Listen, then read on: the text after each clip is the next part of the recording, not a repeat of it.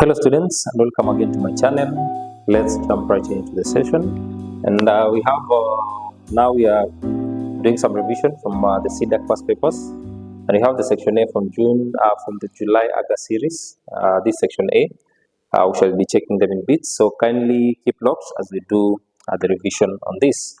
So now there's a question here from the first question is from trigonometry. The second question is for binomial expansion. Okay, so let's check the solution. So you're supposed to prove the tan of x plus sec of x. We have sec 1 plus tan, and then we have sec. Now let's expand the numerator and the denominator separately so that we can now expand. What is tan? Tan, remember tan. Tan of x is the same as sine of x over cos of x. What is the sec of x? Secant is the same as 1 over cosine of x. Therefore, we are saying tan of x plus sec of x is the same as saying sine of x over cos of x plus 1 over cosine of x. The denominators are the same. So we are just saying this is the same now as saying sine of x plus 1 over the cosine of what? Cosine of x. Right together? The numerator. Remember, we are checking the numerator. Then we come to the denominator. Again, what is secant of x? 1 over cos x.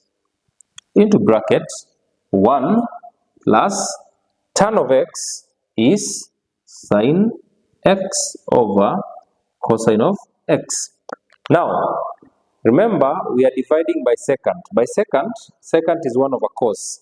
Since we have a fraction and we have a fraction in the denominator, we reciprocate the denominator and make it reciprocate the fraction to make the denominator be the numerator and the numerator be the denominator.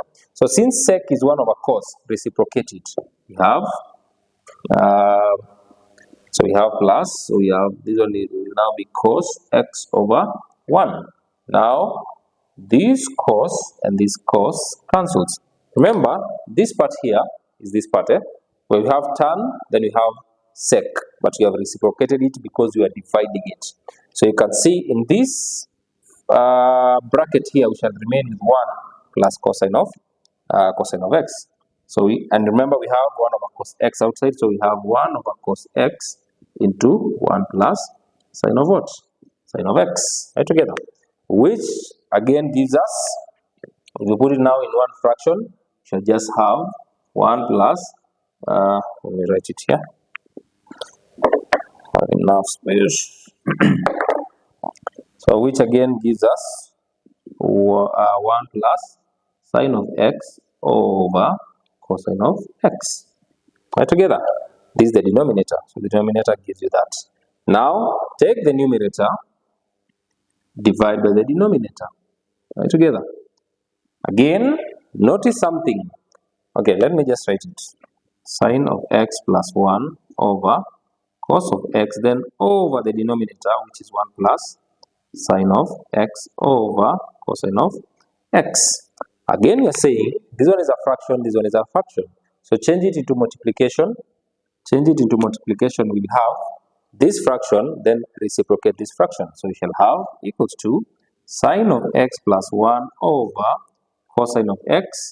What is the reciprocal of this? Cos comes upwards, then around down on the downside. So we have cos, then 1 plus sine of x. Remember, you're doing what? You're multiplying by the end of the day. Now, the sine and the sine are the same. Sine x plus 1 is the same as 1 plus sine x. 1 plus 2 is the same as 2 plus 1. As long as there is no change of sign, then they are the same. So therefore, again, when you cancel these, this one, this one, this one, this one. So all of that becomes what? 1. And you have proven your trigonometric identity. Right together for the first question. So we are done. Now let's go to the second part. So the second question, so this one has been proven, so equals to 1. When you interchange the numerator and the denominator, the solution gives you 1. Let's come to this part. Now, rewrite this part, rewrite the expression in terms of indices And when you're saying indices, you write them in terms of powers, okay? So what is a square? This one is a square root. A square root can also be written as a half in terms of indices. This one is a cube root. Can be written as a third in terms of what? Can be written as a third in terms of indices, okay? So we are saying we will have, this is the same as saying, so the solution for question 2 will be 1 plus 2x, okay? Now write it to power a half, then over 1 minus 3x, then a third, right together. So again, you can now remove this one from being a division and you change it to be a multiplication. So you bring it upwards and change the sign of this a third to become negative. So this one again is the same as saying 1 plus 2x into bracket a half multiplied by 1 minus 3x into bracket negative what? Negative a third, right together. So we are just rewriting, we have not started solving, we are just rewriting our functions, our expressions, okay? Now at this point, express these independently, expand these independently, then you multiply the two of them together. So expanding 1 plus 2x binomially, so it always start with 1 to the power of the maximum power. So the first term with the maximum power, now maximum power is what? A half, okay? Then plus, drop the power, reduce the power of 1 by 1. The power of a half, sorry. The power of the power, reduce it by 1. So this one gives us negative what? Negative a half. Then introduce the second part. So 2x, right together. Then again, plus. Now a half. Then drop again the power, which is now negative a half. Are we together? Then reduce again the power by 1. So this one will be negative 3 over 2. Right together. Then this one will be 2x. Then you put into bracket. Then you square. If this 2x was here, it will be to power 0, to power 1, to power 2. But again, also here, include something called 2 factorial. Remember, you have been told to expand it up to x squared. So you don't exceed here. Right together. From this point, this is an instruction. So don't go beyond that. So you have that. Then from there, simplify it further. So 1 to any power is just 1, even to power 0. Okay. Then plus, we have a half. 1 to any power is 1. So you bring it 2x. Then plus. Now we have a positive, negative. This one will be positive. So your value here definitely becomes a negative. So be careful with that. So we have negative, that is negative a quarter. Then we have divide by 2. What we always do is, since this number is at the denominator, it is the same as saying multiplying this fraction, divide by that fraction. Okay? Or multiply 2, 2, and 2 in short. So you multiply 2 times 2 is 4, 4 times 2 is 8.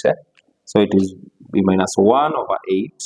Then square this and square this, which gives you 4x squared. All together. Okay. So you have that and you have that. Now simplifying further, you can have 1, 2 and 2 cancels to give you plus x. We have minus 4 and the other one cancels to become minus x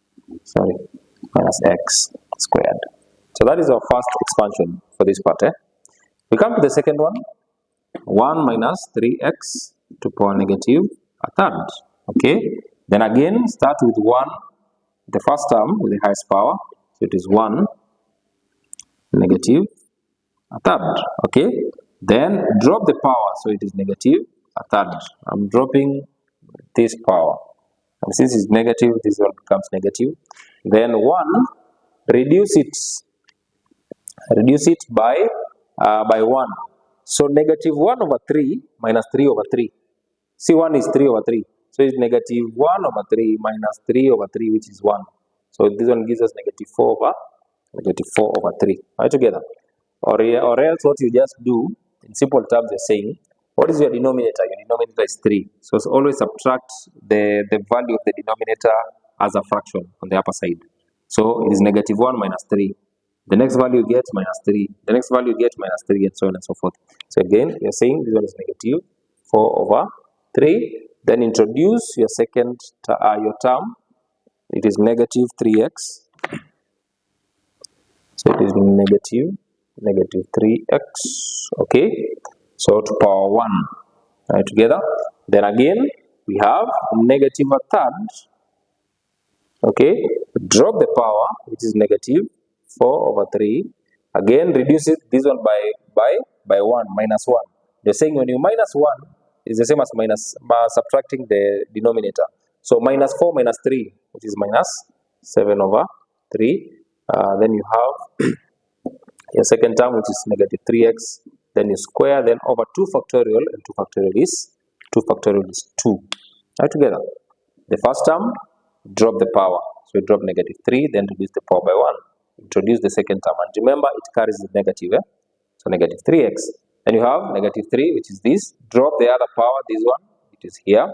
Then again reduce this one by 1, then square this part, then over 2 factorial, which is 2. Again, we can now write it, which is 120 power is 1. 120 power is 1. Let me just first of all negative a third before opening the brackets. I have negative there. Then we said this one is a negative.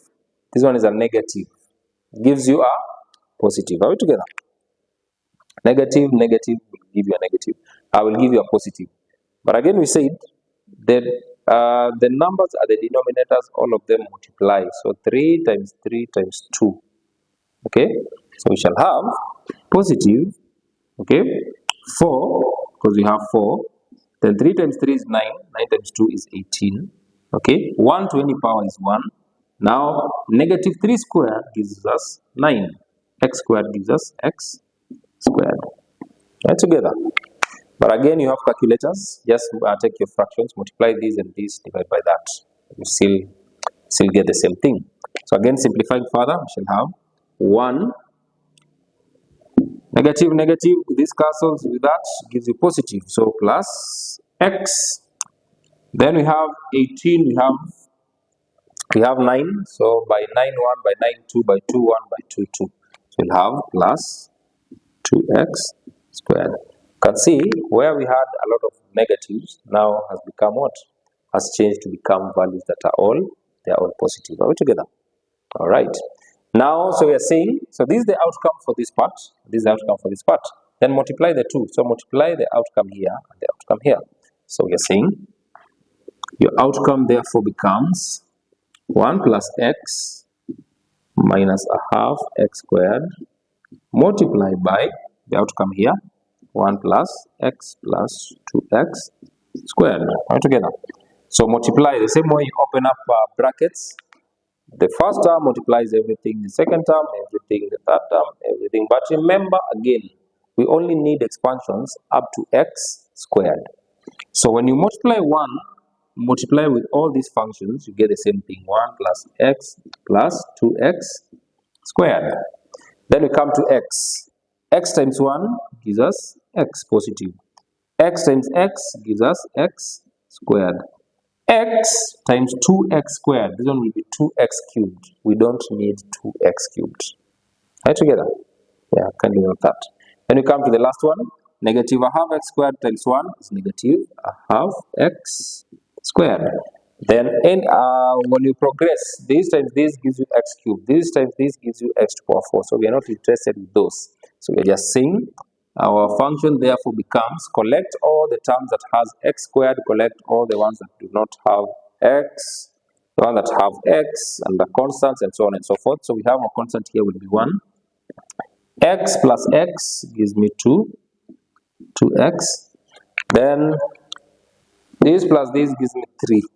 Okay, 3 minus a half, that is 2.5, which is 5 over 2. So plus 5 over 2x squared. And that one is the expansion for this part. Right together. Then you've been told we've been told to state the range of the values of x which the series is convergent. Basically, take the upper fraction and the lower fraction, the part that have what? The parts that have x, okay, So basically, we are just saying it is 2x from negative 1 to 1. Okay, divide all through by 2, so it is negative a half x, then half. So for the upper part, we have that. Then the other part, we have 3x negative 1 1. So we have divide by 3, divide by 3, divide by 3. So remember, everywhere by 3, x. Then we have a third. So we say you always take the smaller fraction, the fraction that fits inside. Remember, a third fits inside negative a half. Are you together? This range fits inside this range.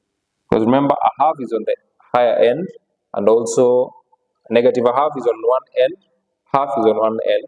Then a third and negative a third are at the center. So we say this will be the range where the two functions are what? The two functions are convergent. The values of x are together. So that is the first part. Let's now check the second part.